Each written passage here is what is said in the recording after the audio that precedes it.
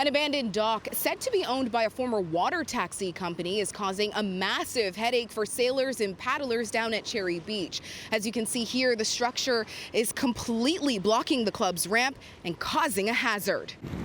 We are a sailing and paddling club, so we are dependent on the current and on the wind, and we can't necessarily always go around it. We're not motorized, and it's going to come up. Like every day it comes up a little bit closer, a little bit closer. Shauna Chornicki sits on the board of the Water Rat Sailing Club and says they've sent out a series of notices to the city about the hazardous structure, but they've been left waiting for something to be done. I mean, so you can see, it's quite troublesome because it's drifting in closer and closer. The closer it gets, the more difficult it will be for them to remove it.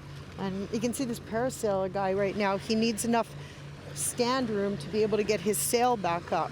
And the wind's going this way, so he doesn't have the option of going around it, right? So, I mean, that's the problem. City News first reached out to Ports Toronto about this issue in February. It promised it would find a solution before the start of the 2025 boating season, which began on May 16th. I don't think there's any blame because it happened in the fall and then winter comes, but it is, 3 weeks left till summer, and spring is, leaving, and our season did start, in the beginning of spring, and it is, trash. It needs to be dealt with. In a statement issued Friday to City News, Ports Toronto says in part that they've made efforts last fall to pull the dock off the beach, but the structure was firmly aground at the time.